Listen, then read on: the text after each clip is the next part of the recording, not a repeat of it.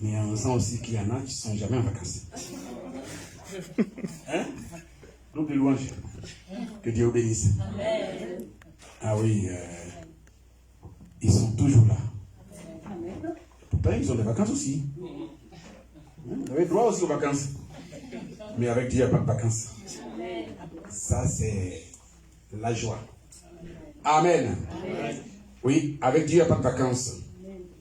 Je disais le dimanche dernier à l'église là-bas chez nous que quel que soit le lieu où nous partons, sachant que le même Dieu que nous adorons là, il est aussi là où nous partons.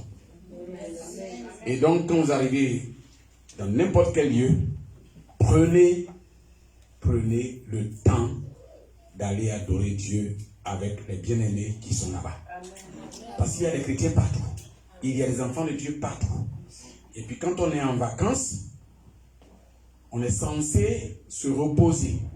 Mais je vais vous poser une petite question que vous allez répondre dans votre cœur. Dieu a créé le monde en 6 jours.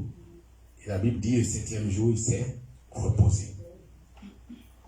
Selon vous, Dieu s'est reposé où? Il faisait quoi? Il dormait? Et il était là, je me repose. Et puis il réfléchit. Et il est là tranquille, il ne bouge même pas. Je me repose. Non. Ce que je sais, quand j'étais encore très jeune, nous on partait en vacances. Mes vacances c'était pour l'école. Vacances de l'école. Mais quand on allait en vacances, on partait rejoindre nos parents au champ. Et on passait les 2 mois de l'été avec nos parents au champ. Et puis à la rentrée, les parents sont contents de nous donner le transport et l'argent pour aller à l'école. C'était ça nos vacances. Je ne connaissais pas les vacances où on dit on va à la plage, on va s'étendre, on est là, on nage un peu, après on se... Nous c'est au village, on va nager dans les fleuves, tout ça. Quand on a fini, on s'étend un peu et après on va prendre la machette et on va travailler. C'était comme ça. Donc on ne sait pas que vacances c'est bien. Mais quand on est en vacances, même en vacances on travaille. Je n'ai pas encore vu des parents en vacances qui font rien. J'ai pris des vacances, ma femme qui est là, nous étions allés un peu en famille. On a passé quoi, 3 jours, quelque part. Mais là voici, je ne sais pas si on s'est reposé une fois. Nous on dit on est en vacances, on va se reposer. Mais on était partis avec les enfants. Ils sont grands, hein? Mais le matin, quand tu te réveilles, la question que tu te poses, c'est comment je vais faire pour qu'on puisse manger? C'est pas vrai? C'est quelle activité on va trouver dans la journée pour ne pas que les enfants s'ennuient? C'est pas vrai? Jusqu'au soir, comment on va manger? Et comment on va dormir? Je ne sais pas si vraiment un parent a une fois été en vacances. Donc le mot vacances, je ne sais pas ce que ça veut dire, au fait. Ça veut dire, je quitte mon travail juste pour quelque temps, avant de retrouver mon travail initial. C'est tout. Mais le reste du temps, là, quand je suis en vacances, là, non, c'est vacances pour le travail initial. Voilà. Mais il y en a qui vont en vacances et ils sont en vacances pour tout. Sauf pour leur plaisir personnel. Parce qu'ils ne dorment pas, hein? Ils ne se reposent pas, mais ils n'ont pas le temps d'aller à l'église. Juste, ils n'ont pas le temps d'aller prier Dieu, c'est tout. Mais ils ont le temps d'aller rendre visite aux copains, aux amis. Ils ont le temps d'aller à la plage. Ils ont le temps d'aller au cinéma. Ils ont le temps d'aller danser. Ils ont le temps d'aller faire barbecue, tout ça. Mais aller passer 2 heures dans une église, c'est trop. Et en plus, on ne l'a pas dit tous les jours. Hein. Juste le dimanche. Juste le dimanche. Mais c'est trop. Imaginons un peu. Essayons de penser à ça. Ma soeur, merci beaucoup. Que Dieu vous bénisse. Elle est en vacances, elle est en repos. Mais repos par rapport à son boulot de tous les jours, à ce qu'elle fait tout le temps. Mais pour le dimanche, elle vient adorer Dieu avec les élus de Dieu. C'est ce que le Seigneur nous demande. Partout où vous vous trouvez, sachez que Dieu est là-bas. Il est avec vous. Jésus s'appelle Emmanuel. Dieu avec nous. Donc, il est avec nous. Partout où nous passons. Que Dieu nous bénisse. Soyez encouragés. Et continuons d'adorer le Seigneur. Et il y en a qui ont remarqué que les lunettes ont changé. En fait, l'autre est perdu. Donc c'est normal. C'était rectangulaire, c'est devenu rond. Voilà. Gloire à Dieu. Donc nous étions sur notre thème concernant l'ordre et la discipline dans l'Église. L'ordre et la discipline dans l'Église, c'est vraiment un thème très important concernant le peuple de Dieu, concernant le corps de Christ, concernant l'Église. L'ordre et la discipline dans l'Église. Nous allons prendre notre Bible et, comme je vous l'ai dit, nous nous basons sur un seul verset et puis nous essayons de développer ce thème. Le seul verset, il est tellement important. 1 Corinthiens chapitre 14, verset 33. 1 Corinthiens 14, 33. Je bénis le Seigneur pour monsieur et madame Castel. Merci de votre présence. Ça fait du bien. Du coup, on n'est pas trop seul. Amen. Que Dieu bénisse. 1 Corinthiens chapitre 14, verset 33. Si quelqu'un l'a trouvé, il peut lire à haute voix, s'il vous plaît. 1 Corinthiens 14, verset 33. Car Dieu n'est pas un Dieu de désordre, mais de paix, comme dans toutes les églises des saints. Et tu peux le lire, s'il te plaît. Car Dieu n'est pas un Dieu de désordre, n'est pas un Dieu de désordre, mais de paix, comme dans toutes les églises des saints. Comme dans toutes les églises des saints. Et il y a la suite. Mais déjà, je pense que si on a permis que ce soit dans le verset 1, ça doit avoir un sens. Parce que pour moi, toute parole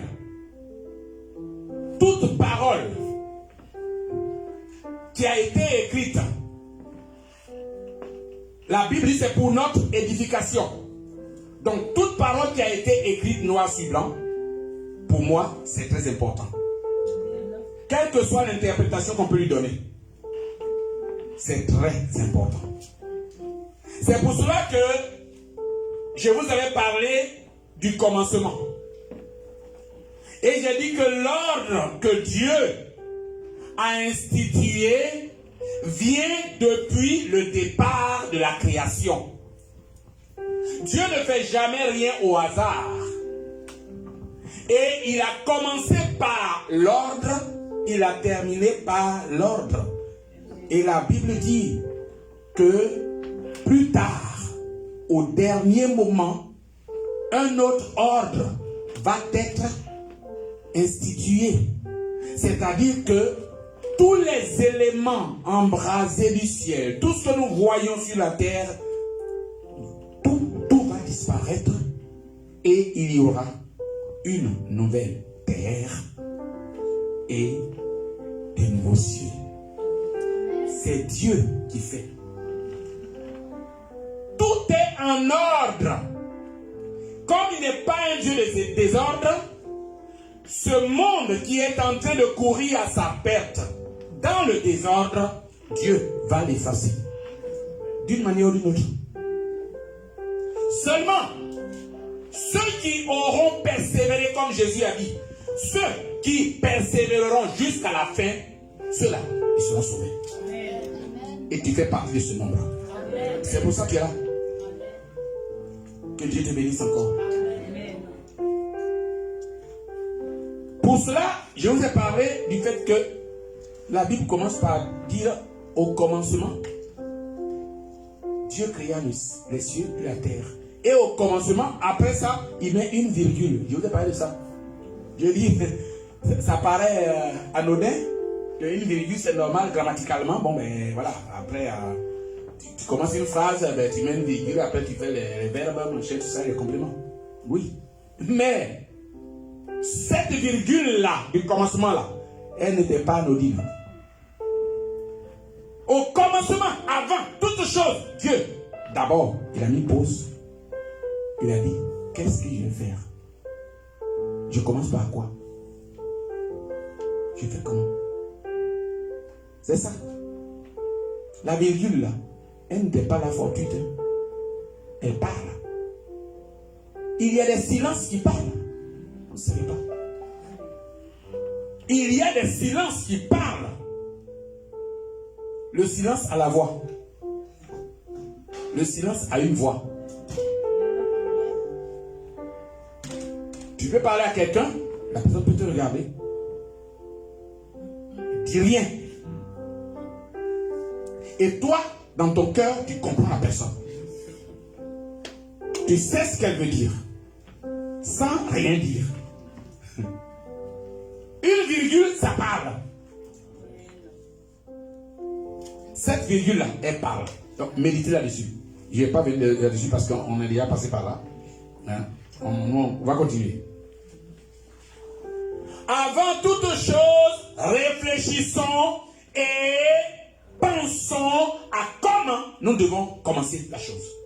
Parce que Dieu, lui, il a commencé par réfléchir.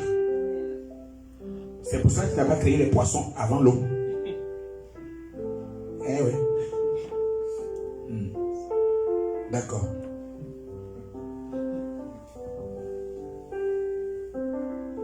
Donc, le premier point, on avait dit que l'ordre permet d'avoir une meilleure expérience. Et c'était le cas de Jéthro avec Moïse. Moïse écoute son beau-père. Donc Moïse écoute le papa de sa femme. Je répète. Moïse, il prête attention aux paroles du papa de sa femme. Et heureusement d'ailleurs, quand il a fait ça, Moïse est devenu un grand dirigeant en Israël. Donc ne rejette pas les paroles des beaux-parents. Ce ne sont pas le diable. Ils ne sont pas des démons. Parce que s'ils étaient vraiment des démons, donc ta femme est démon. Parce que, attends, c'est vrai, non? Je ne sais pas comment il a expliqué ça. Je crois que ça peut se comprendre facilement. Moi, je suis enfant de Dieu. Donc, je porte le nom de mon Dieu. Je porte son germe en moi. J'ai la vie de Dieu en moi. Alors, si tes beaux-parents sont des démons, ben, ne te pose pas la question pourquoi dans ton foyer aussi c'est comme ça. Parce que c'est que madame aussi est comme ça, ou bien c'est que le monsieur aussi est comme ça. C'est leur sang qui coule en lui. Si toi tu traites ses parents de je sais pas quoi, sache que alors celui ou celle qui est dans ta maison là est aussi comme ça. Bref. Si Dieu vous parle, gloire à Dieu. Deuxièmement, nous avons vu que l'ordre permet d'atteindre nos destinées. À travers l'ordre, nous arrivons à atteindre nos objectifs et nous atteignons notre destinée. Troisièmement, nous avons vu que l'ordre permet d'avoir une fondation solide. Et je vous ai expliqué que si quelqu'un vous dit qu'il va rénover la fondation de votre maison, dites-lui, je ne suis pas d'accord. Hein, je ne voulais pas dire un mot un peu qui fâche, c'est pour ça.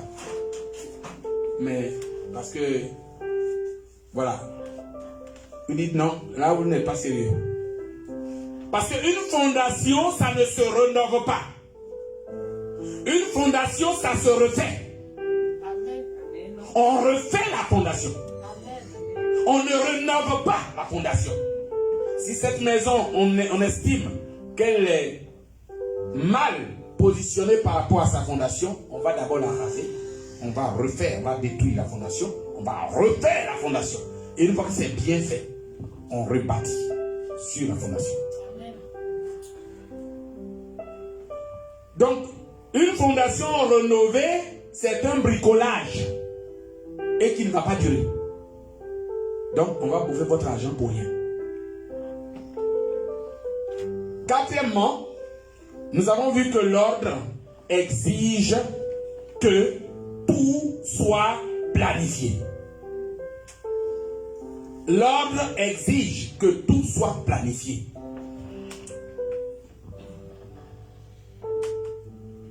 Là, je reviens juste un peu là-dessus. L'ordre exige que tout soit planifié. Amen. Tout doit être planifié et mis en ordre. Amen.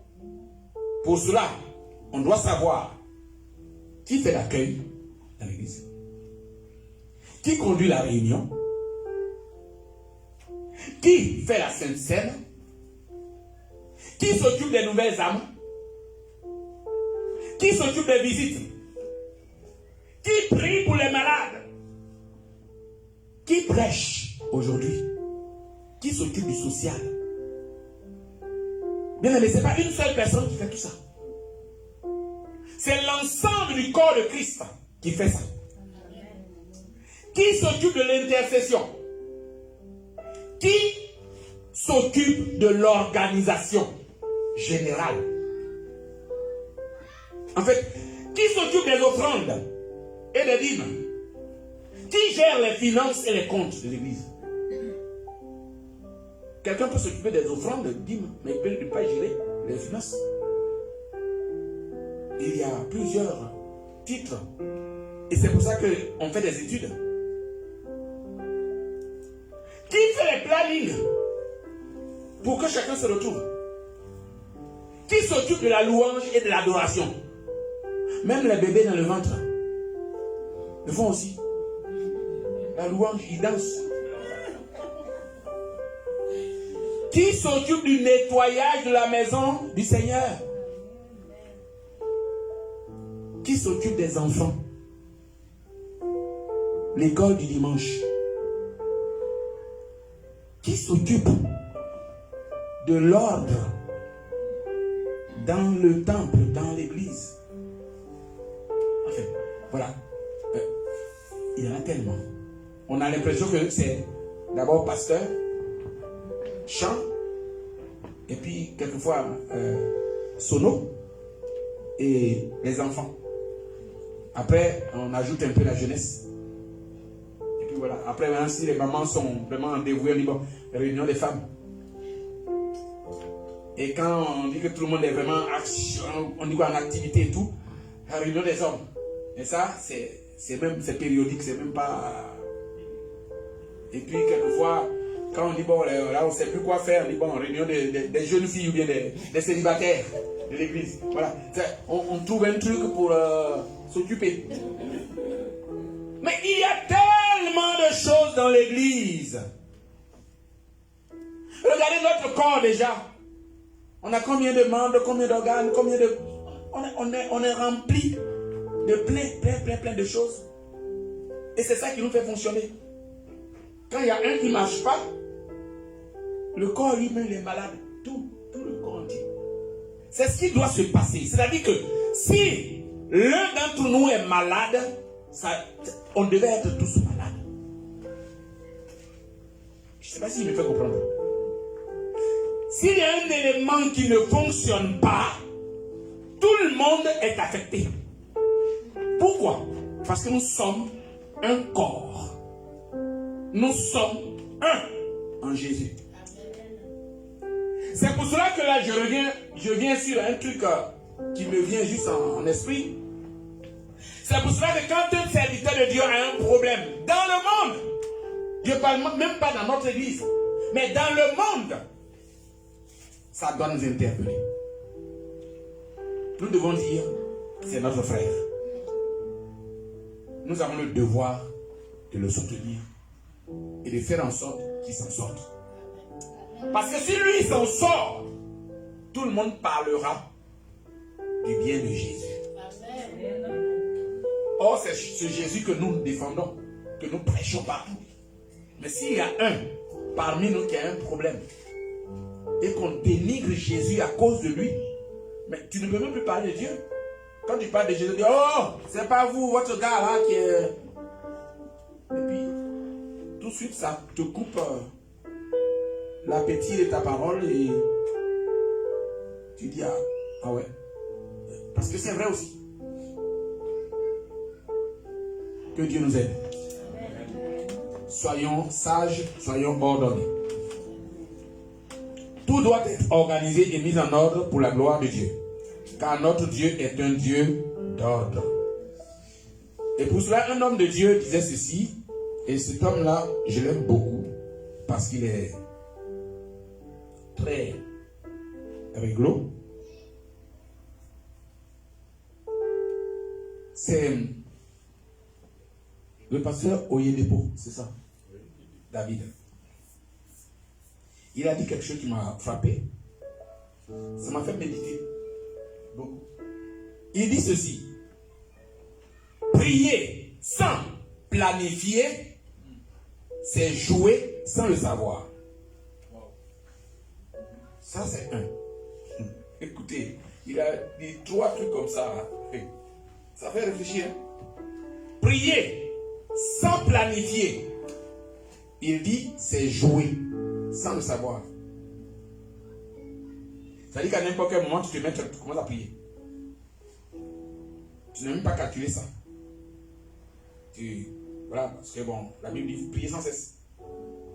Donc, à n'importe quel moment, à tout bout de champ, même tu es en face de ton patron qui veut te communiquer quelque chose, et tu as besoin d'entendre ton patron pour savoir qu'est-ce qu'il veut. Et en fonction de ça, maintenant, si tu peux trouver un temps pour aller prier, tu vas le faire. Mais ce n'est pas dans ses yeux que tu as fait. Voilà, il y a un. Prier sans planifier, c'est jouer. Parce que là, tu joues là. Et puis, deuxièmement, il dit, planifier sans programmer ses actions, c'est également jouer. Alors ça m'a... Je dis, attends, mais planifier c'est quoi alors? Non, c'est pas pareil que programmer. Grâce à lui, j'ai vu la différence. Effectivement, tu peux planifier quelque chose, dire à tel moment j'ai fait ça, mais quand le moment arrive, il faut programmer pour que ça rentre dans ton quotidien, dans ton fonctionnement. Tu programmes. Tel jour, à telle heure, je ferai ça. Et je ferai ça comme ça, comme ça, comme ça, comme ça. Et quand le temps arrive, que tu fais ça comme tu as prévu, ça va marcher. Mais si tu ne le fais pas, tu passes à autre chose, ce que tu avais programmé là, ça ne sera pas fait. Donc tu auras planifié ça depuis des années pour rien. Il dit, c'est comme se promener dans les bois sans direction claire. Et c'est vrai, j'ai commencé à réfléchir et dit, mais oui, quand on partait au champ, quelquefois, on partait se promener un peu, on partait chasser les oiseaux, on a accueilli des mangues, quelquefois on va dans un... Ah non, ah bon, je vois rien là-bas, et puis on revient, on s'en va, et effectivement on se promène, mais on ne sait pas où on va, et il n'y a pas de direction claire, et c'est vrai. J'ai vu que le gars, il a réfléchi quoi. Donc c'est se promener dans les bois sans direction. Quand on va à la forêt de Bouconne, on se promène, on ne sait même pas où on va. Seulement, on voit un truc. Ah, c'est joli ça. Ah, regarde là-bas. Oh. Voilà. Et un papillon. Oh, papillon. Papillon. Hein? Ah ouais. Et c'est ça. on se promène sans direction. Et le troisième élément qu'il a donné, il dit, programmer sans poursuivre ses activités, c'est dîner avec les morts. Ça, là j'ai dit, bon, il m'a tué. Pourquoi? Il dit parce que cela ne produira aucun effet puisque tu n'as pas fait. Tu auras provoqué les démons pour rien. Tu auras dit à Satan, voilà ce qu'il a fait pour te détruire. Et lui dit, t'attends. Et puis tu ne fais pas. Il dit, ah d'accord. Tu veux que je te montre? Je vais te montrer. Et comme tu n'as pas fait, la Bible dit que le diable il rôde. Et il cherche quoi? Une brèche. Si tu lui ouvres, il va entrer. Donc, ça c'est une ouverture. Et lui il vient, il entre. Donc tu dînes avec les morts. Tu t'amuses avec eux, au fait. Et il dit ça ne produira aucun résultat. Donc le résultat qui sera produit, ça va être toi-même, le fait de t'être livré, voilà, aux œuvres des ténèbres, et tu n'as plus de direction. Ça m'a tellement fait réfléchir. J'ai dit, il faut que je médite ça de près. Et ça m'a permis de comprendre que l'ordre dans la maison de Dieu, c'est vraiment très, très, très, très important. Et qu'on ne peut pas s'amuser avec l'ordre, même dans la vie personnelle. Il faut être discipliné dans tout ce qu'on fait. Soyons disciplinés. Donc, cinquièmement, c'est à nous de mettre de l'ordre. Je répète. C'est à nous de mettre de l'ordre. Ou encore, il est de notre responsabilité de mettre de l'ordre. Ce n'est pas à quelqu'un d'autre de mettre de l'ordre dans notre vie, à nous. Il n'appartient pas à quelqu'un d'autre de l'extérieur de venir mettre de l'ordre dans la maison de Dieu où nous sommes. Là où moi, je suis nourri, c'est à moi de mettre de l'ordre là. Amen. Ce n'est pas à quelqu'un d'autre de venir d'ailleurs pour mettre de l'ordre dans la maison où je suis. Amen. Donc si ma maison est désordonnée, ce n'est pas la faute à l'extérieur. C'est la faute à moi-même. Si la maison de Dieu est désordonnée, ce ne sera pas la faute à ceux qui sont dehors, ni même à ceux qui viennent prêcher chez vous. Ce sera de votre responsabilité.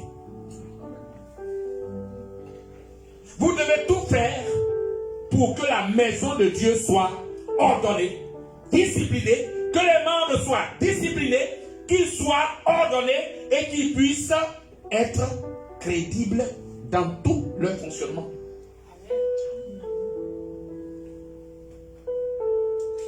C'est à nous de mettre de l'ordre. Tite, chapitre 1, versets 5 à 9. Tite 1, 5 à 9. Vous allez voir, c'est très instructif. Tite.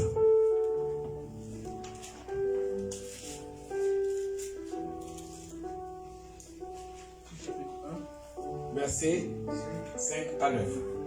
Je t'ai laissé en Crète, afin que tu mettes en ordre ce qui reste à régler. Ah, donc il y a des choses qui restent à régler. Je t'ai mis là pour que tu puisses mettre de l'ordre. Oui. Et que, selon mes instructions, tu établisses des anciens dans chaque ville. S'il s'y trouve quelque homme irréprochable, mari d'une seule femme, ayant des enfants fidèles, qui ne sont ni accusés de débauche, ni rebelles, Alors, des enfants fidèles, non seulement que la personne puisse avoir une seule femme, c'est déjà conditionnel. Ensuite, que ses enfants soient reconnus comme fidèles. C'est pas petit, hein? Et qu'ils ne soient pas accusés. Accusés. On ne dit pas qu'ils soient pas responsables. On ne dit pas qu'ils sont responsables de, mais accusés. C'est-à-dire qu'on peut même t'accuser à tort.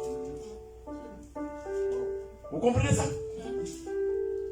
Il n'a pas dit qu'on puisse reconnaître les enfants comme débauchés ou rebelles. Mais il ne faut pas qu'ils soient accusés, donc indexés par n'importe qui sont comme ça. Que ce soit vérifié ou pas vérifié. Continue, mon frère. Car il faut que l'évêque soit irréprochable. L'évêque, c'est l'ancien ou un diacre de l'église. Comme économe de Dieu.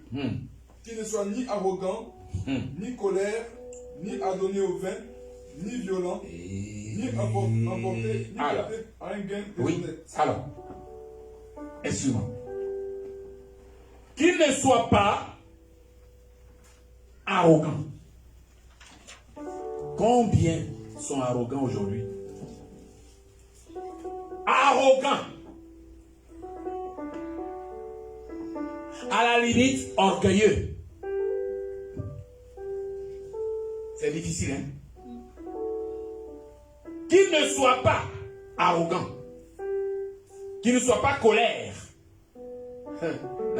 Là, ça a été coupé court même. Il ne soit même pas colère. Il y a des gens, on ne peut pas les toucher. Tu as piétiné comme ça.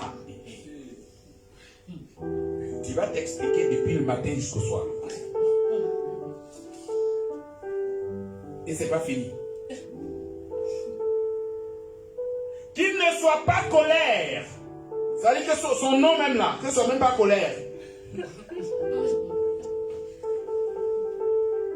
Qu'il ne soit pas adonné au vin. Le vin c'est bon, hein? Hein? On est en France là.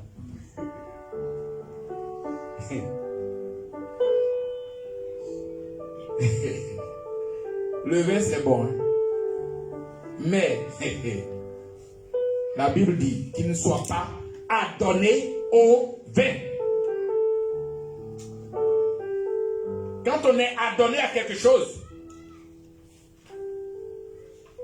on est, comment on dit ça? Addict. Addict, oui, merci. C'est-à-dire que la personne, sans la boisson, ne peut plus rien faire. Je connais quelqu'un, je connaissais quelqu'un, quand nous étions encore jeunes convertis, en tout cas dans notre jeunesse, dans le Seigneur, on priait pour une dame qui paraissait possédée. Je pèse mes mots, parce que pour nous elle était possédée. Donc on priait pour elle. Et puis, il y avait un esprit qui parlait à travers elle. Et quand l'esprit parle, mais elle sentait tellement la boisson. Vous vous dites, mais c'est pas possible, on ne peut pas rester à côté de moi. Et il dit, c'est moi, et lui, il se nomme garçon, nom de garçon. Alors que c'était pour une femme qu'on priait. Et on s'est rendu compte que c'était un esprit humain. Et c'était un oncle qui buvait. Lui, il se saoulait vraiment. Mais c'est à travers elle que lui se saoule. Je ne sais pas si vous voyez. Il y a des choses qu'on a connues. Il faut être chrétien pour connaître certaines choses. Et quand lui, il boit, il ne faut pas que la dame touche une seule goutte d'alcool. Donc si elle touche une seule goutte d'alcool, c'est comme s'il a bu toute la bouteille. Oh, c'est parce que l'autre, lui, il vient en elle. Et comme il boit, lui, lorsqu'elle prend une goutte, c'est comme la brèche qui a été ouverte. Et tout vient en elle, comme ça. Si vous faites le contrôle de son sang, vous ne verrez même pas de vin. Mais elle ne peut pas tenir debout. Parce qu'elle est saoule. Elle n'a rien bu. Elle a juste goûté. Et donc nous, on ne croyait pas à ce qu'elle nous disait. Comment toi tu ne bois pas? Et tu es saoul. Et c'est en priant que le Seigneur nous révèle que c'est un esprit humain. Il nous donne le nom. Il dit, bon, est-ce que tu connais un tel? Elle dit, oui, c'est mon nom. Je suis avec lui. Je suis même chez lui. Hein? Est-ce qu'il boit? Oui, c'est pas la peine. D'accord. On est allé le voir. Et lui, il rigolait. Quand il transmet donc, comment dire ça, l'ivresse à sa nièce, lui, il est normal. C'est incroyable, hein? Il faut voir ça pour croire. Alors, moi, je l'ai vu de mes yeux. Il transmet sa boisson, son ivresse à sa nièce. Je ne savais pas que ça existait. Mais il faut. Ça dit que il faut être dans le Seigneur pour voir certaines choses. Vous voulez aller loin? Mais priez le Seigneur et puis servez Dieu de tout votre cœur. Vous allez découvrir beaucoup de choses. Vous comprendrez que notre Dieu est un Dieu vivant. Il est vraiment vivant. Il est tout puissant. Donc, moi je l'ai vu. Donc il ne faut pas être adonné au vin. Ni violent. Il y a des gens qui sont violents. Il y a des femmes qui sont violentes aussi. Oui, oui. J'étais au lycée quand la femme de l'un de mes professeurs, lui aussi, c'est pas pourquoi elle parlait femme comme ça. Voilà sa taille. Sa femme est 2 fois lui. Et encore, ouais. Alors, elle fait même, je sais pas, si elle fait la culture physique, machin, tout ça. Et lui, il est prof d'EPS.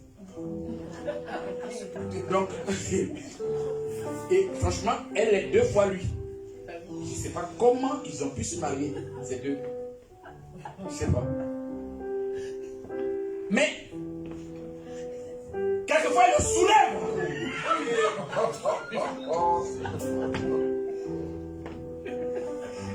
C'était mon prof. Donc.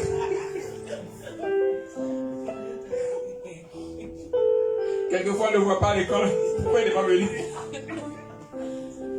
Il dit non, il était malade. On l'a frappé, c'est Dieu.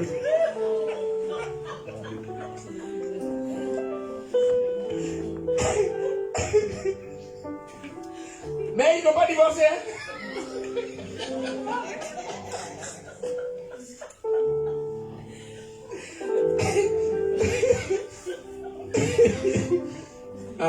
L'amour, c'est autre chose.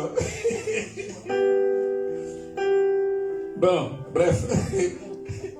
Il y a des hommes violents, mais il y a aussi des femmes violentes. Ça existe. Donc, il ne faut pas que la personne qui va être nommée responsable dans une église puisse avoir une telle attitude. Il ne faut pas qu'il soit porté à un gain déshonnête. C'est-à-dire que ce qu'il gagne doit être gagné honnêtement.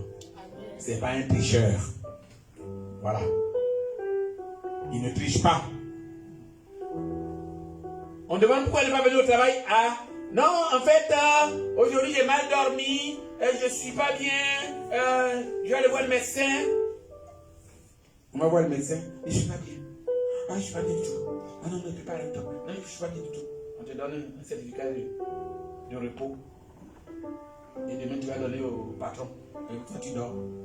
En fait, parce que tu voulais juste te reposer. Ou bien, la personne n'a même pas dormi la nuit, est allée faire la Java. Hein, aller même en boîte de nuit, tout ça. Et puis, comme elle est fatiguée, elle veut se reposer. On dit au médecin, vraiment, est-ce que tu peux me donner un certificat parce que là, je ne suis pas bien. Et je ne suis pas bien là, c'est quoi je ne suis pas bien? On ne dit pas. La malhonnêteté fait que, aujourd'hui, certains patrons ont du mal à croire en l'absence des vrais travailleurs. Que Dieu nous en garde. Amen. Mais qu'ils soient hospitaliers. Aimons recevoir les gens. Je répète, il faut aimer recevoir les gens. Il faut aimer recevoir les personnes. Même si ça te coûte. Ça va te coûter, c'est obligé. Quand tu reçois quelqu'un chez toi, la personne entre dans ton intimité. C'est normal, ça va te coûter. Ça va te coûter. Tu achètes à manger, tu nourris la personne, ça te coûte. Tu prends le temps de prendre soin de la personne, ça te coûte. Elle peut même tomber malade dans ta maison. Tu vas t'occuper de la personne. Ça va te coûter. Oui, la personne va prendre un peu de temps, de ton temps, que tu pouvais consacrer peut-être à ta famille. Ça va te coûter. Mais prends le temps de le faire. Parce que tu ne sais même pas si c'est Jésus même qui est venu te rendre visite. Ah, la Bible dit, hein, on a logé des anges sans le savoir. Que Dieu nous aide. Qu'il nous ouvre les yeux. Soyez hospitaliers, amis des gens de bien. Oui, Psaume dit, heureux celui qui ne marche pas selon le conseil des méchants, qui ne s'arrête pas sur la voie des pécheurs et qui ne s'assoit pas en compagnie des moqueurs. Il faut être ami des gens de bien, modéré, juste, saint, tempérant, attaché à la vraie parole, telle qu'elle a été enseignée, afin d'être capable d'exhorter selon la saine doctrine et de refuter les contradicteurs. Il faut refuter les contradicteurs. Il y a des gens, quand tu prêches, ils n'ont pas été satisfaits d'une phrase ou d'un passage, ils ne sont pas d'accord. Et ils attendent que, s'ils ont le courage, hein, ils attendent que tu finisses. Et puis on t'attrape. Ah mais parce que tu as dit ça, mais ça là, seulement moi je ne suis pas d'accord avec toi. Et je suis bon d'accord. Tu n'es pas d'accord avec moi, c'est pas grave. Hein? Un jour, il y a un pasteur qui a répondu à un fidèle à la sortie du culte. Parce que la sœur lui a dit, ah pasteur, franchement aujourd'hui moi le culte, ça ne m'a pas plu du tout. Hein. Le pasteur dit, ma sœur, heureusement, tu sais quoi, en fait le culte il est dédié à Dieu. Le culte il est dédié à Dieu en fait. Donc que tu sois content ou pas content, ça c'est pas grave. Va prier le Seigneur qui te donne d'être content parce que lui il était content. Là, je viens plus dans ton église. Et voilà. C'est ce que tu voulais dire. Dis que tu ne veux plus venir dans mon église. Mais en fait, c'est l'église du Seigneur. Amen. Voilà. Donc, si tu veux, tu viens. C'est pour le Seigneur, c'est pas pour moi. Ne viens pas à cause de moi. Quand tu viens à cause de moi, c'est pour ça que tu n'étais pas content de ce qui s'est passé. Mais si tu venais à cause du Seigneur, toi, quand tu étais rentré là, tu aurais glorifié Dieu. Tu aurais adoré Dieu. Au lieu de regarder ce qui se passe. Si tu te concentres sur Dieu, tu vas oublier tout ce qui se passe à côté de toi. ce qui se passe, hein, en réalité. Et ça me rappelle ce pasteur qui avait donné, parce qu'on lui a dit, quelqu'un lui a aussi parlé, que quand vraiment l'église, c'est n'importe quoi, les gens ils font n'importe quoi dans l'église. Ah bon, qu'est-ce qu'ils font? Et quand tu prêches, ils sont en train de regarder les téléphones, ils sont en train de parler, de causer entre eux.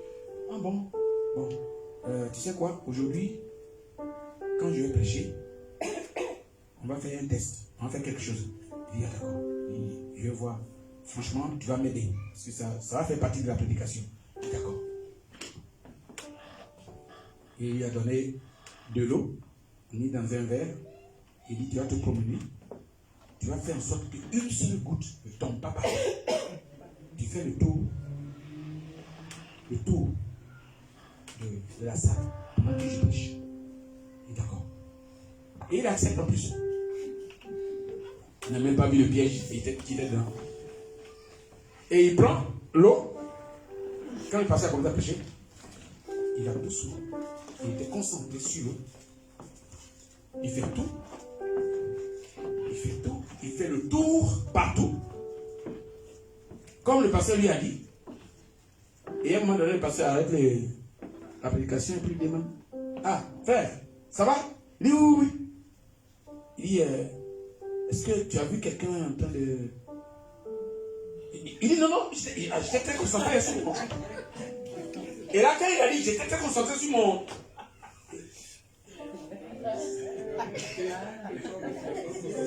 Ah.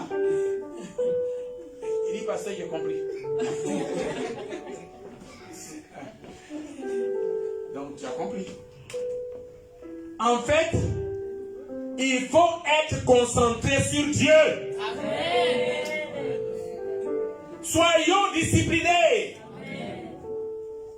Soyons organisés en ordre dans la maison de Dieu pour la gloire de Dieu. Si tu te concentres sur Dieu, tu ne verras pas tout ce qui se passe comme désordre, comme distraction. Tu ne verras pas tout ça. Parce que tu seras concentré sur Dieu et c'est lui qui va te parler. Amen. Il va te parler. Si tu es concentré sur lui, il va t'enseigner. Amen.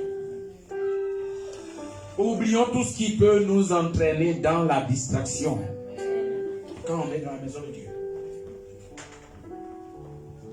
C'est à nous de mettre de l'ordre. Ce n'est pas quelqu'un d'autre.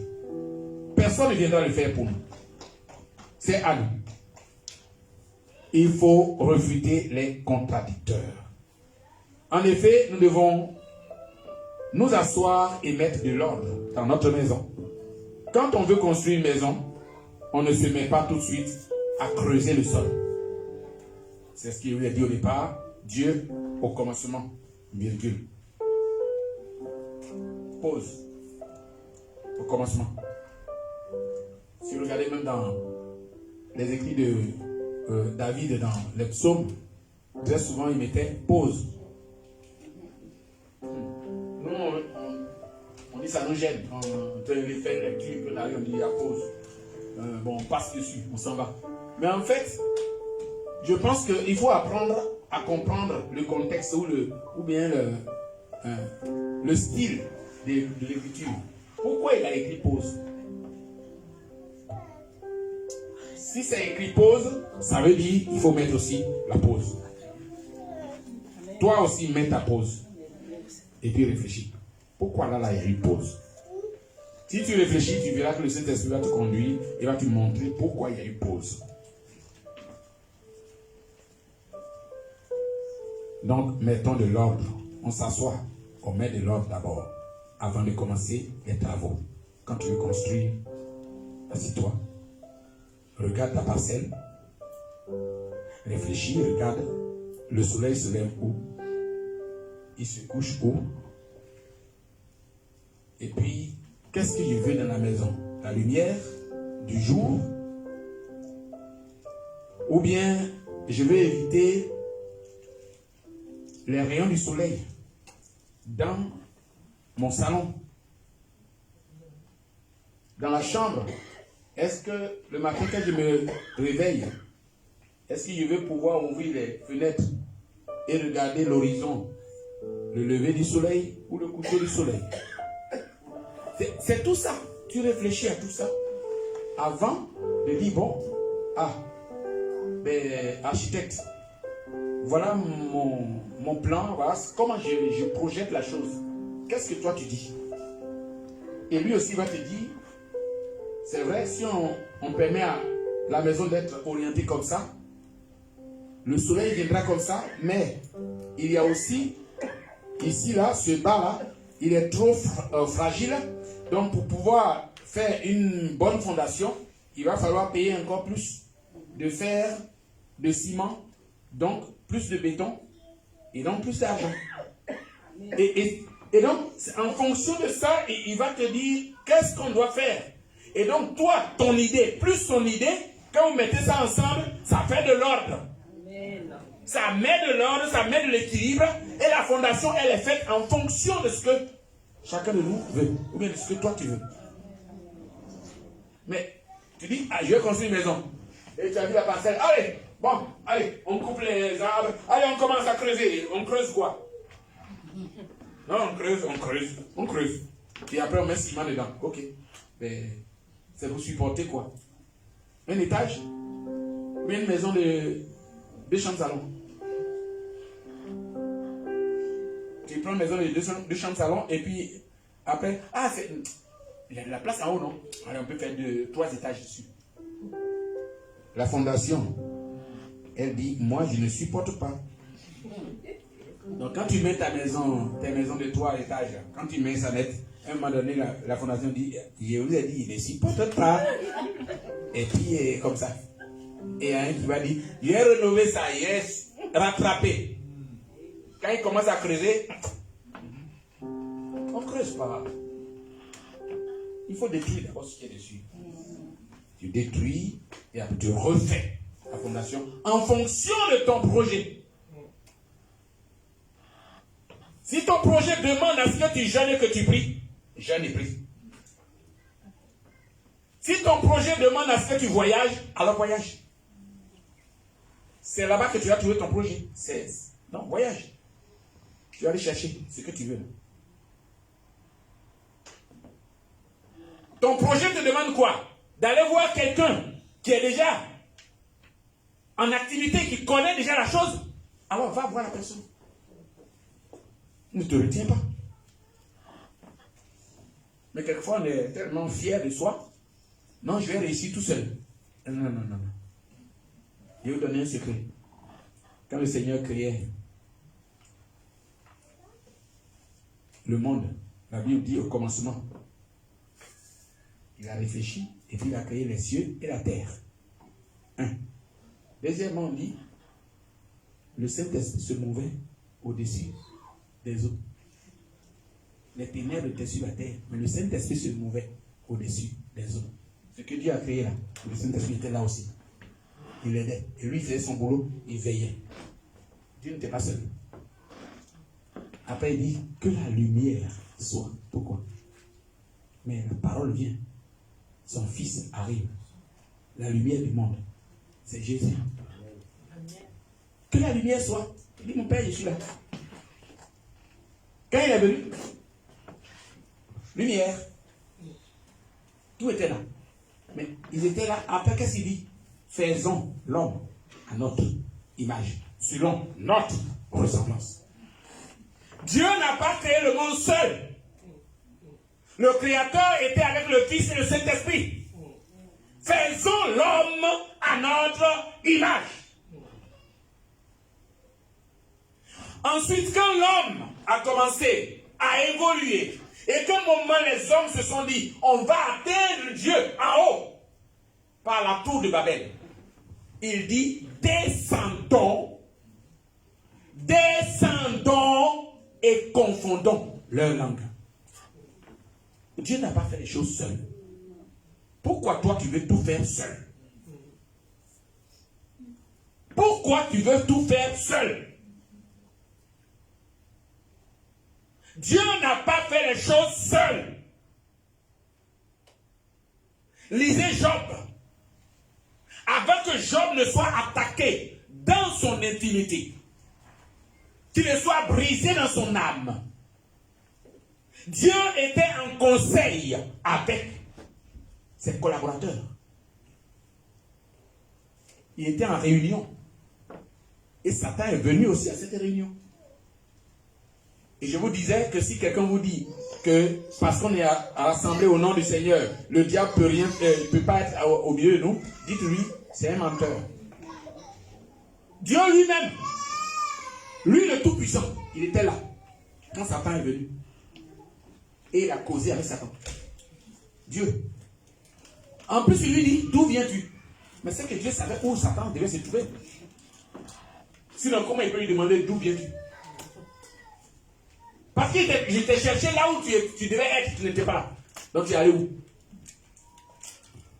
Mais en fait, Dieu savait où il était parti. S'il pose la question, parce qu'il savait où il voulait en venir, il lui dit, mais tu as vu Job? Parce qu'il sait que Satan est parti l'observer. Comme il est allé observer Job, il lui a demandé, tu as vu mon serviteur Job? Il dit, mais oui. De toute manière, lui, il t'aime parce que tu lui as tout donné. Il a commencé. Il sait ce qui se passe avec Job. Il a tellement bien observé que Dieu lui a posé la question directement.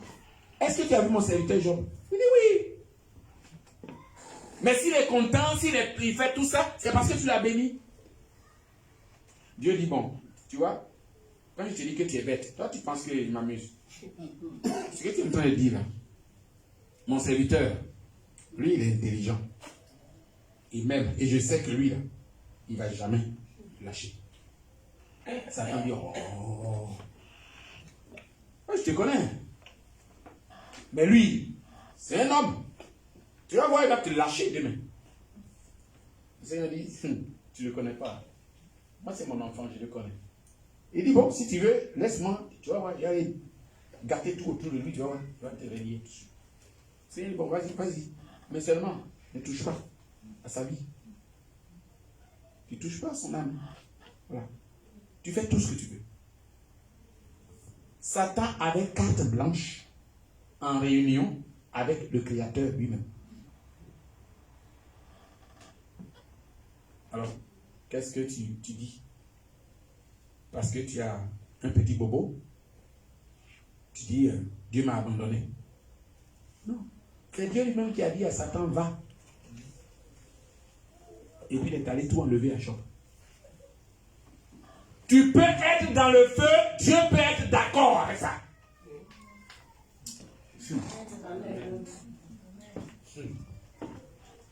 Tu peux te retrouver dans le feu parce que Dieu a décidé que c'est toi comme ça. Toi, tu peux ne pas savoir. Mais lui, il sait. Et s'il a permis ça, c'est parce qu'il sait aussi comment il va faire pour t'enlever de là. Quand il va t'enlever là, son nom sera glorifié. C'est ça qu'il cherche. Ce n'est pas pour que toi tu aies honte. Au début, tu vas souffrir. Mais après, lui, son nom va être glorifié. C'est pour cela qu'il nous a créés. C'est pour glorifier son nom. Jésus dit, quand vous priez, dites que ton règne vienne. Avant même ça, il dit que ton nom soit sanctifié. Ça veut dire que c'est par nous que le nom de Dieu est sanctifié. C'est pas Dieu. Dieu, il est saint. Il n'a pas besoin que son nom soit sanctifié. Qu'est-ce qu'il a à voir avec ça? Dieu est déjà saint. Vous pensez qu'il a besoin de nous pour se sanctifier? Il ne se sanctifie pas, il est la sainteté. Il est la sanctification. Il n'a pas besoin. Mais que ton nom soit sanctifié, cela veut dire que moi, en tant qu'homme, je dois tout faire pour que le nom de Dieu soit toujours glorifié. C'est moi qui dois le glorifier. C'est pas lui. Il est déjà de la gloire. Il est déjà la gloire lui-même. Il n'a pas besoin de ça. Et souvent nous pensons que c'est parce que Dieu a tellement besoin de nous qu'on refuse de faire les choses. Non. Mais non, il n'a pas besoin. Jésus a dit quoi à Pierre quand on était venu l'arrêter. Et puis Pierre a pris le couteau. l'épée, il a coupé l'oreille de celui qui était venu pour arrêter Jésus. Jésus dit, non, laisse tomber, Pierre. Il a pris l'oreille, il a remis à sa place. Je m'imagine comment celui qui a eu l'oreille là, quand Jésus a mis ça en place, comment il a regardé Jésus. Et je me demandais son comportement vis-à-vis des autres avec qui il était venu. Certainement, il était tellement proche de Jésus, il voulait... Et c'est là que Pierre dit, non, tu ne touches pas au maître. Pierre était dans ses droits, hein. Il a défendu son maître. C'est clair, il était dans ses droits. Il n'y a pas de problème. Sauf que, ce n'était pas avec l'épée, il devait régler ça. C'est tout. Sinon, il avait ce droit-là de défendre son maître. C'est normal. Il a défendu son maître. Sauf que Jésus a dit, ce n'est pas ce que moi je vais faire. Il me suffit de dire, ange, au travail. C'était tout. Donc les anges, il suffit que Jésus commande et ils seront au travail. Ce soir, ce matin, je voudrais t'annoncer que, quel que soit ton problème, il suffit que Jésus dise, les anges au travail, et tout est réglé, mon frère. Il suffit qu'il te dise, les anges au travail, terminé. Les anges sont au service des enfants de Dieu. Les anges sont à notre service. Ils sont à notre service. Ils nous servent. Dieu a mis les anges pour nous. Donc ils peuvent nous défendre. Ils peuvent nous aider. Ils peuvent nous libérer de toute situation compliquée. N'ayons pas peur. Dieu est un Dieu d'ordre. Il a tout fait dans l'ordre. Et les anges sont là pour nous. Donc il dit à Pierre, non, c'est pas comme ça. Il me suffit de faire et claquer les doigts, c'est terminé. Ils sont tous exterminés, mais c'est pas ce que je veux. Donc, Dieu ne veut pas ça. Alors, le Seigneur permet donc à ses anges de travailler pour nous. Et quand on ne sait plus quoi faire, tournons nos regards vers le Seigneur. Lui, il sait tout. Job ne savait pas ce qui lui arrivait. Mais Dieu savait déjà comment il allait sortir Job. Parce que son désir, c'était que Dieu soit glorifié à travers la vie de Job. Le Seigneur voudrait que son nom soit glorifié à travers ta vie. Sixième point, et c'est sur ça qu'on va s'arrêter aujourd'hui. L'ordre nous donne le courage et nous évite la honte et le déshonneur. Je reprends. L'ordre nous donne le courage et nous évite la honte et le déshonneur. C'est-à-dire que quand il y a de l'ordre, nous avons le courage de travailler pour Dieu.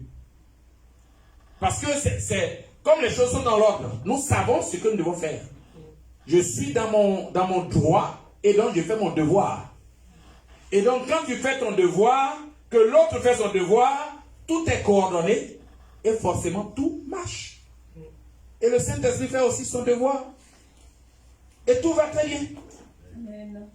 Mais quand personne ne fait son devoir et qu'on demande à Dieu de faire son devoir, mais un jour, il va faire son vrai devoir. Et quand il va le faire, tu ne vas pas être content. Parce que lui, il va se fâcher. Et puis on va dire, mais pourquoi? Mais parce que je n'ai pas fait mon devoir. Sinon, quand je fais mon devoir, Dieu fait pour lui. Toujours. Alors, là, on va voir un élément très important. Et je voudrais vraiment demander à votre attention, parce que c'est très important. Jérémie chapitre 6, verset 16. Et puis, quelqu'un prend aussi un autre passage. Hébreux 6, verset 12.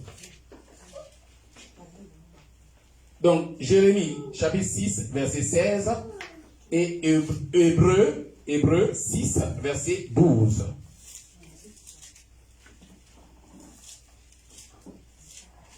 Dans Jérémie 6, verset 16. Oui, Jérémie. Jérémie chapitre 6, verset 16. Ainsi parle l'Éternel. Placez sur les chemins. Placez-vous sur les chemins. Placez-vous sur les chemins. Regardez. Regardez. Et demandez quels sont les anciens sentiers. Ah, quels sont les anciens sentiers? Quelle est la bonne voie? Maintenant, quelle est la bonne voie? Marchez-y. Marchez-y. Et vous trouverez le repos de vos âmes. Qu'est-ce qu'il y a dit? Vous trouverez le repos de vos âmes. Oui. Mais ils répondent, nous n'y marcherons pas. Merci. Dieu leur dit, marchez-y et vous trouverez le repos de vos âmes. Et ils disent quoi? Nous n'y marcherons pas. Voilà l'homme. C'est ce que l'homme est. Voilà. Dieu lui donne ce qu'il faut faire et lui, il fait le contraire toujours. C'est ça qui nous tue au fait. Alors, regardez très bien. Ainsi parle l'Éternel. Dieu donne un ordre. Il dit, placez-vous sur les chemins. Moi, j'aime me réfléchir comme ça. Pourquoi il dit, placez-vous sur les chemins? Il n'a pas dit, placez-vous sur le chemin. Bien sûr, un chemin. Mais il dit, placez-vous sur les chemins. Ça, c'est un. Deuxièmement, il dit, regardez. Quand Dieu dit, regardez, ce n'est pas juste mes yeux ouverts et je regarde. Non. Avec Dieu, quand il dit regardez, ça veut dire observer. Ça veut dire fouiller. Ça veut dire chercher.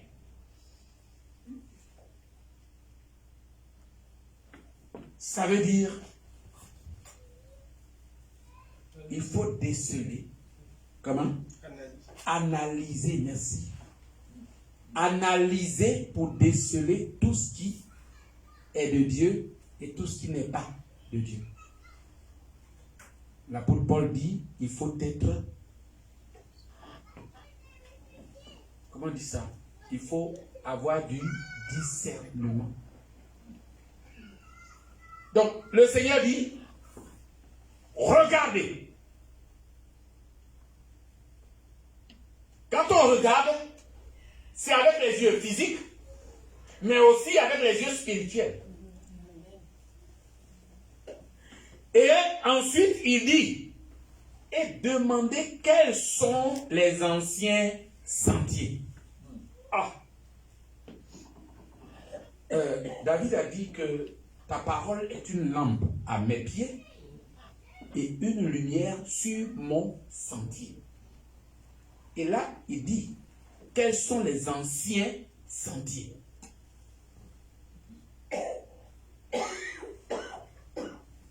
Je vous le dis tout de suite.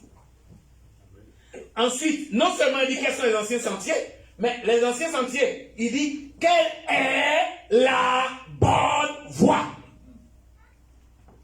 Quelle est la bonne voie? Quels sont les anciens sentiers? Mais quelle est la bonne voie? Donc, il y a les anciens sentiers, et dans les anciens sentiers, il y a la bonne voie quelque part.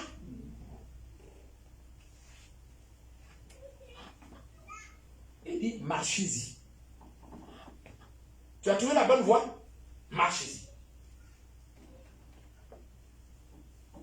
Et puis les autres, ah non, nous on marche pas dedans.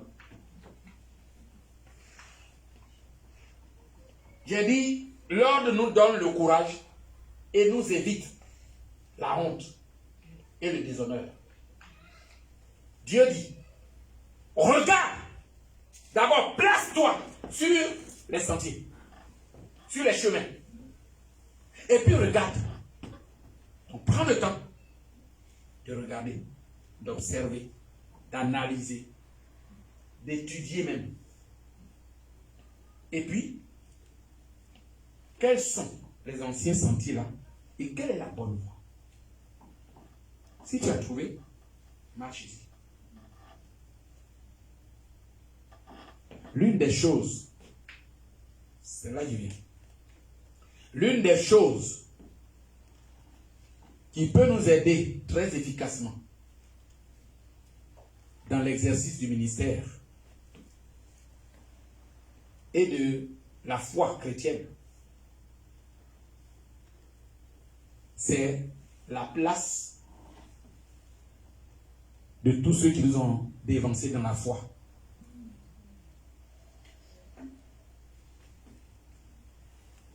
Tous ceux qui nous ont dévancés dans la foi, ceux que nous appelons les pères de la foi, ou les pères dans la foi. Ce qu'ils ont fait et qui leur a permis de conserver et de maintenir leur réussite et leur succès. C'est ce que nous devons observer. Nous devons regarder. Nous devons analyser. Chercher à comprendre quelle est la bonne voie. Quelle est la bonne voie? Ce qu'ils ont fait, est-ce qu'il y a quelque chose de bon dans ce qu'ils ont fait? Oui, il y a quelque chose de bon dedans. Mais c'est lequel? On cherche. Quand on a trouvé ça, le Seigneur dit, marche ici. Tu vas éviter la honte. Parce que la personne qui est déjà passée avant toi a certainement ses erreurs. Toi, tu ne feras pas ces erreurs parce que tu auras connu sa vie. Tu sauras comment éviter. Tu vas éviter la honte. Tu vas éviter le déshonneur. Et toi, tu vas garder le succès, la réussite, parce que tu as trouvé la bonne voie. Aimons la biographie de tous ceux qui nous ont dévancés dans la foi. Cherchons à comprendre comment ils ont fonctionné. En cela, il y a une église qu'on méprise quelquefois, l'église catholique. Mais je vais dire un truc, quelque chose d'important. C'est vrai que, bon, il y a des choses, c'est pas possible. Mais remarquez, ce qu'on appelle l'ordre, la discipline, vous ne trouverez pas ça ailleurs.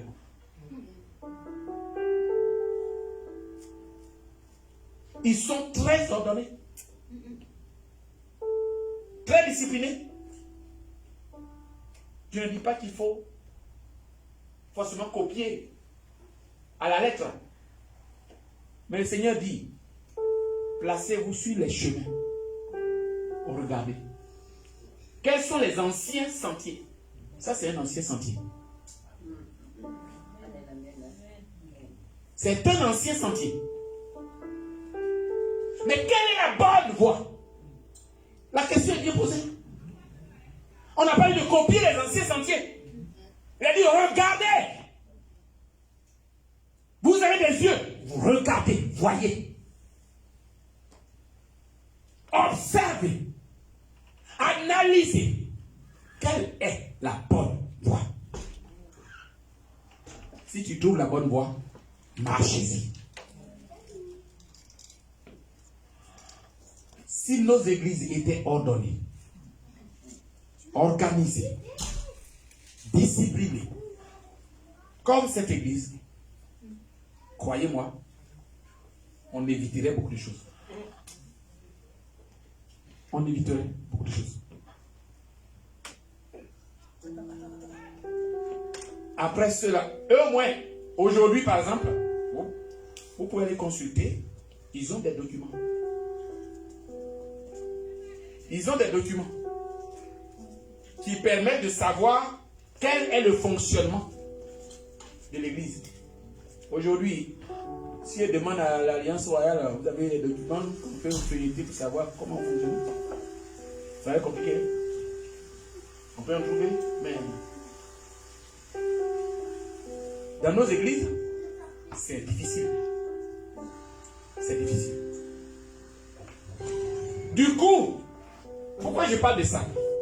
Regardez, dans l'église catholique, par exemple, que le prêtre soit là, ou qu'il ne soit pas là, ça fonctionne de la même manière. Est-ce que vous comprenez? C'est-à-dire que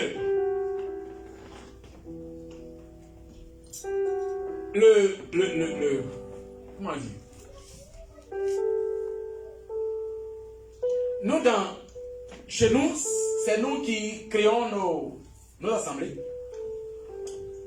Et puis, le jour où ils ne sont plus là, comme il n'y a pas de document qui indique comment ça peut se passer la succession ou la façon de fonctionner, ce qui va faire la longévité de l'œuvre, rien n'a été fait. N'importe qui peut venir et semer le livret. N'importe qui peut venir semer le livret. Mais si vous êtes organisé, si on est organisé et que les choses sont bien faites, quelles que soient les générations qui vont arriver, ça sera toujours fonctionnel. Tel que celui qui a commencé à imaginer, ça va rester dans la même dynamisme, dans la même dynamique. Mais s'il n'y a rien qui a pu être érigé pour éditiller l'œuvre qui a été mise en place, selon la vision qui a été mise en place, dans quelques années, ça change. Ça change. Et comme ça change, on dit non, c'est l'évolution. Hein? Et vous savez quoi? L'évolution, où elle nous a amené aujourd'hui? L'évolution a fait que maintenant il y a des églises qui marient les homosexuels. Hein? Voilà. Pourquoi? C'est l'évolution. Et s'il n'y a pas de fondement, on va évoluer avec. L'évolution a fait que aujourd'hui, il y a certains qui souhaitent même qu'il y ait des logiciels qui puissent comptabiliser leur présence à l'église. Comme ça, ils ne sont pas obligés d'être à l'église tout le temps. Oui, oui. Quand il dit ça, non, quand même.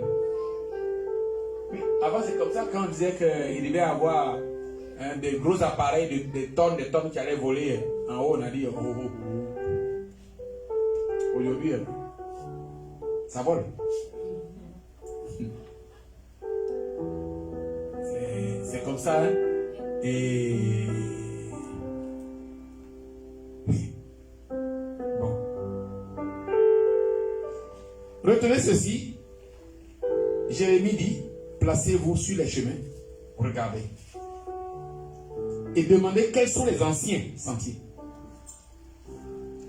Et puis, quelle est la bonne voie? Tout n'est pas bon. Mais il y a, quelquefois, la bonne voie. Et si tu as trouvé, marchez-y. Il est vrai qu'aujourd'hui, nous avons à notre disposition toutes sortes de logiciels qui nous facilitent la vie. Et même certains rêvent de trouver un logiciel qui pourra leur programmer même leur jeu de prière. Avec tu es là et puis le logiciel te dit, hey, ça fait 3 mois que tu n'as pas jeûné. Ça fait 1 an. Est-ce que voilà, tu peux prendre une semaine ou bien 2 jours? Ah oui, c'est vrai. Ok, moi je n'ai pas le temps donc. D'accord, ok. Et puis tu prends 2 jours. Parce que le logiciel t'a rappelé. Et il y en a, hein? C'est incroyable, mais c'est comme ça. Et puis, j'ai parlé de Hébreux, chapitre 6. Chapitre 6, verset 12. Voilà. En Hébreux, chapitre 6, verset 12. En sorte que vous ne vous relâchez point et que vous imitiez ceux qui, par la foi et la persévérance, héritent des promesses. Ah, merci frère. Que vous ne vous relâchiez point. Donc le Seigneur nous encourage à demeurer ferme, à demeurer courageux, persévérant. On ne relâche pas. Et c'est quoi? Que vous imitiez ceux qui, par la foi et la persévérance, héritent les promesses.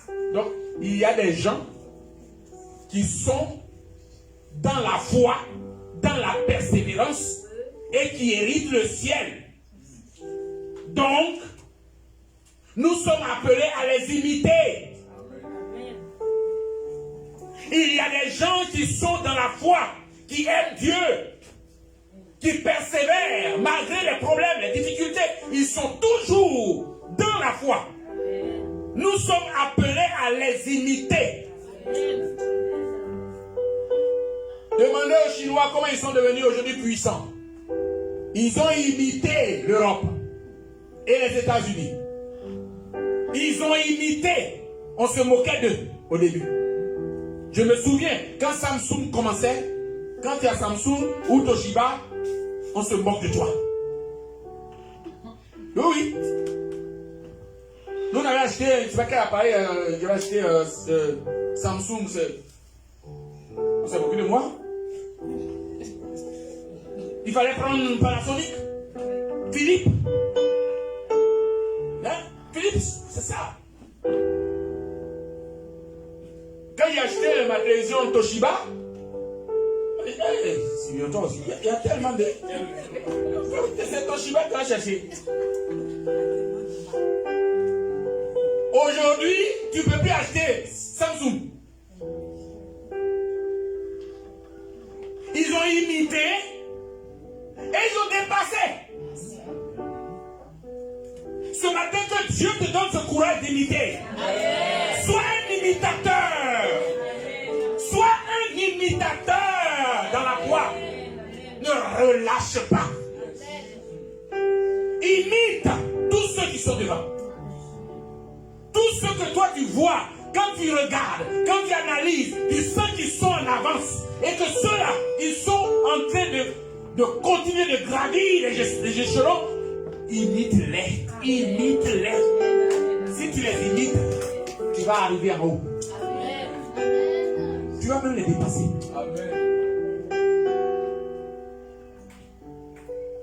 En sorte que vous ne vous relâchiez point et que vous imitiez ceux qui, par la foi et la persévérance, héritent des promesses. Ils héritent des promesses. Ils sont capables de guérir des malades. Ils sont capables de délivrer des possédés. Ils sont capables de prononcer des paroles et les paroles s'accomplissent dans la vie des uns et des autres. Toi aussi, tu peux le faire. Toi aussi, tu peux le faire. Toi aussi, tu peux le faire. Et si tu ouvres la bouche, Dieu va t'accompagner. Mais imite. Il parle. Ézéchiel a imité la voix de l'Esprit qui lui a dit, prophétise. Il dit oui, d'accord, je prophétise. Il dit, est-ce que ces eaux pourront-ils revivre? Il dit, Seigneur, tu le sais. Mais comme tu m'as dit, je vais le dire. Os, je veux que tu vives. Et là, il voit. Il dit, hey! Donc ça marche. Oui, ça marche. Si tu ouvres la bouche, Dieu va faire marcher ta foi. Dieu est un Dieu d'ordre. Dieu est un Dieu d'ordre. Dieu est un Dieu d'ordre. La matière première de la mise en œuvre de l'ordre, c'est la planification de ce que nous espérons voir. Tu veux voir quelque chose? Planifie, programme, mets en ordre. Et Dieu va te permettre de voir ce que tu veux voir réalisé. Tu veux ce que tu veux voir être réalisé. Dieu va t'accompagner dans cette œuvre-là. Et tu verras la gloire de Dieu. Que Dieu nous bénisse. Amen.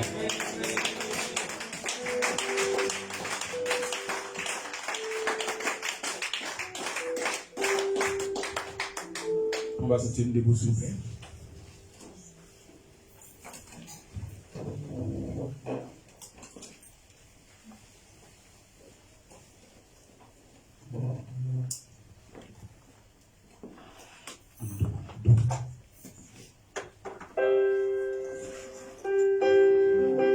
Il est assis sur son trône élevé, et tout mon être lui rend hommage. Il est 3 fois saint, l'Éternel des armées. Saint, saint, saint est son puissant. Tu es assis sur ton trône élevé, et tout mon être te rend hommage. Tu es 3 fois saint, Éternel des armées. Saint, saint, saint est ton puissant. Tu es assis sur ton trône élevé.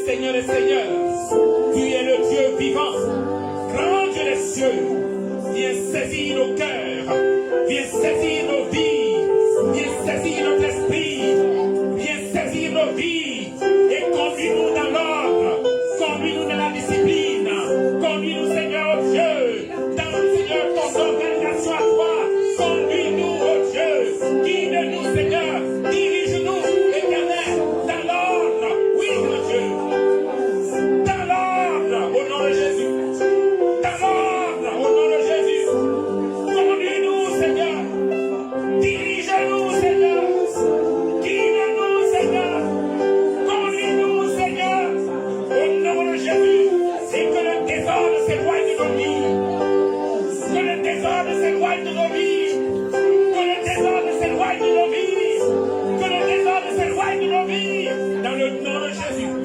Père puissant, nous t'honorons, nous t'exaltons, nous te glorifions, nous te célébrons, au nom de Jésus. Accorde à chacun de nous d'être discipliné, d'être ordonné, d'être organisé, et que nous puissions regarder à toi, nous puissions faire notre part, pour que le Saint-Esprit prenne le reste. Oh mon Dieu, tu es vivant, Seigneur. Béni soit ton nom. À toi tout l'honneur, à toi toute la gloire, à toi la magnificence, Dieu de grâce et Dieu de gloire. Au nom de Jésus, sois béni et sois loué, sois exalté. Au nom de Jésus. Amen. Amen. Amen.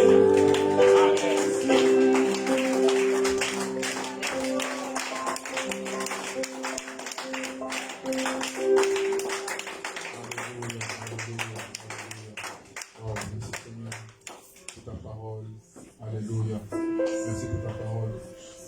Papa, que ton nom soit béni.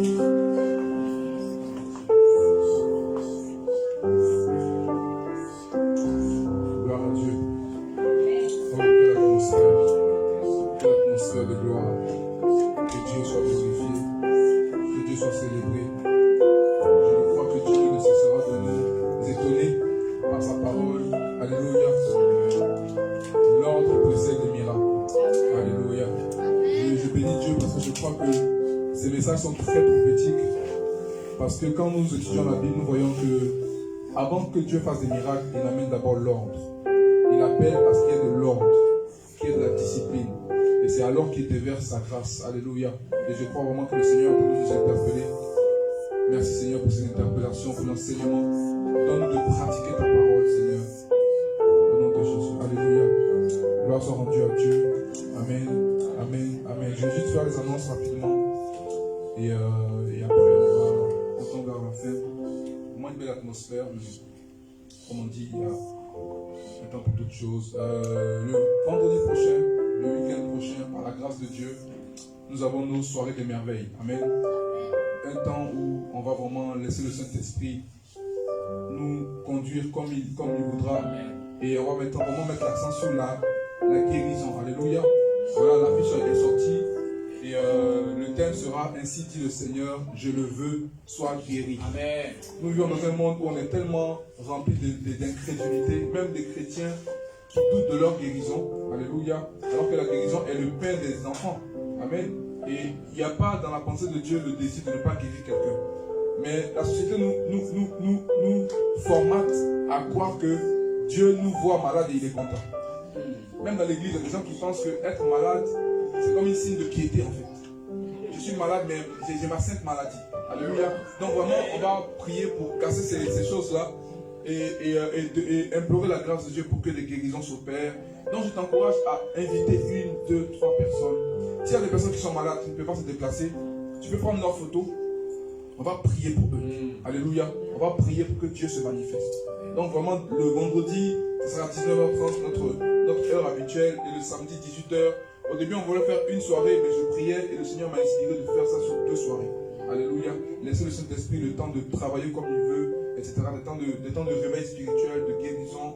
On va prier pour les malades.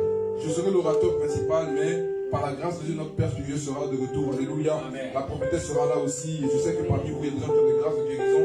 Mais donc, selon la conduite du Saint-Esprit, je ne serai pas seul à travailler. Alléluia. On va vraiment travailler comme un corps et servir le peuple de Dieu. Alléluia. Donc, préparez-vous, invitez au maximum, invitez les malades, les sidéens, les cancéreux, ce que vous voulez. Quand vous allez prier cette semaine-là, je vous donne une instruction simple. À partir de ce soir, priez 10 minutes par jour pour le programme. Le Saint-Esprit vous mettra forcément à cœur quelqu'un. Vous allez avoir la pensée de dire, ah, et si j'invitais tel, qu'il soit musulman, bouddhiste, athée, ce n'est pas le problème du Saint-Esprit. Le Saint-Esprit n'est pas chrétien. Le Saint-Esprit est le Saint-Esprit. Alléluia. Il ne guérit pas que les chrétiens. J'ai vu le Saint-Esprit guérir des musulmans. Ils sont restés musulmans, hein, mais il les a guéris quand même. Parce que Dieu a son rythme pour sauver des personnes. Aujourd'hui, il refuse. Mais demain, Dieu va le toucher pour qu'il accepte. Alléluia. Donc ne vous dites pas, ah, mais il est musulman. Ah, il est dit, mais monsieur, vous souffrez, non? Oui, mais moi je ne vais pas dans l'église. Mais dans l'église, là, Jésus guérit. Venez, on va prier pour vous. Vous allez être guéris. Alléluia. Donc invitez des personnes, 2, 3, 5, 10, peu importe, invite. On priera pour des personnes et je crois que Dieu va vraiment glorifier le nom de Jésus. Comme on a dit, ce n'est pas nous qui guérissons, c'est Jésus qui guérit. Amen. Alléluia. Nous sommes juste des canaux par lesquels Dieu passe pour faire du bien à son peuple. Alléluia, voilà. Donc vendredi prochain, 19h, quand on est là, samedi, 18h, on essaiera de finir tôt parce qu'il y a le culte de dimanche. Et dimanche prochain, l'homme de Dieu, le pasteur Simeon, va finir le mois de l'enseignement sur l'ordre. Alléluia. Il donnera le message encore. Donc, on s'attend toujours au Seigneur. On croit que celui qui a commencé cette belle œuvre dans notre vie l'amènera à la perfection. Et comme dit la Bible, la fin d'une chose vaut mieux que son commencement. Il y aura, je pense, le retour de vacances aussi. Donc, je crois que nous serons plus nombreux, plus mobilisés pour recevoir la grâce de Dieu, la parole de Dieu. Amen. Voilà, donc, nous bénissons le Seigneur pour la vie de notre leader, le prophète, qui vous fera un coucou très, très bientôt. Alléluia. Voilà, son séjour a touché à sa fin. Il est revenu, alléluia, dans la tranquillité, dans le repos. Et voilà, là, c'est un temps où il a bénéficié de cela avec la prophétesse. C'était la première fois en 12 ans de mariage qu'ils ont pu mettre les pieds au Gabon. La prophétesse, quand tu la vois, tu penses qu'elle est gabonaise. Parce qu'il y a des Gabonais qui sont clairs de peau. S'il n'y a pas l'accent entier qu'elle a, tu dis, mais elle est gabonaise. Alléluia. Voilà, donc ça leur a fait du bien à tous les deux. Et donc ils sont en train de revenir par la grâce de Dieu. Et voilà, ils sont contents de retrouver la maison, leur famille, leur maison. Alléluia. Et donc ils seront parmi nous par la grâce de Dieu le vendredi prochain. Ils seront là. Et donc voilà, nous invitons aussi l'assemblée Morija. Alléluia. S'il y a des personnes qui connaissent des malades ou autres, vous êtes les bienvenus. Vous êtes aussi chez vous. On va aussi se faire une joie de prier pour tout un chacun pour la guérison. Guérison, qu'elle soit spirituelle, donc une délivrance, qu'elle soit physique, qu'elle soit émotionnelle, qu'elle soit sentimentale, qu'elle soit psychologique. Guérison, c'est guérison. Alléluia. Jésus guérit toutes les maladies. J'ai lu dans la Bible que Jésus a guéri tous les malades. Moi, ça m'a choqué. Hein? Oui. Il a guéri tous les malades. Oui. J'ai dit, mais attends, mais il y a un truc qui ne va pas. Pourquoi nous, on peut être content quand on guérit 2-3 malades? Oui. Non, on doit dire, Seigneur, il est écrit. Tu as guéri tous ceux qui sont venus à toi là. Il n'y a pas un qui est reparti malade. Donc, ce n'est pas que Jésus a changé. Si quelqu'un a changé, c'est nous. Seigneur, aide-nous à faire que tous ceux qui viennent malades de notre réunion repartent guéris. C'est le standard de Jésus, ça. Alléluia. En tout cas, on parlera de beaucoup de choses le week-end prochain et je crois que Dieu nous fera du bien. J'ai prié comme ça. Cette semaine, j'ai fait une vidéo sur ma page Facebook pour prier pour des personnes malades. J'ai des témoignages de personnes qui m'ont écrit, une personne qui m'a écrit, un frère qui m'a écrit, même il m'a fait une offrande, il m'a dit comment. J'ai écouté la vidéo, j'ai écouté la prière, vraiment Dieu m'a fortifié, m'a béni, m'a visité. Et il a même fait une offrande, alléluia. Un homme de Dieu même qui était très souffrant, je crois qu'il avait la grippe, il avait la fièvre. Il a dit, ah homme de Dieu, je témoigne que j'ai écouté la vidéo, j'étais en prière et Dieu m'a libéré. Le lendemain, la grippe m'a lâché comme ça. Alléluia. Donc vraiment Dieu opère, il faut juste y croire en fait. Il faut juste croire que Dieu fait et Dieu fait. Et je crois que Dieu fera encore de plus grandes choses pour la seule gloire de son nom. Amen. Donc, mobilisons-nous dans la prière, invitons des personnes, des malades, etc. Et je crois que Dieu sera glorifié. Voilà, donc, la rentrée école de fondement en septembre, je pense que dimanche prochain, vous aurez toutes les informations sur le déroulé. Et qu'est-ce que j'oublie? Je pense que je n'oublie rien. Vous aurez le planning pour le ménage cette semaine. Et pour les enfants, dimanche prochain, vous aurez cela. Et je pense que je n'ai rien oublié. Amen. Que Dieu nous bénisse, que Dieu nous garde. Pour la cérémonie civile, vous aurez la date.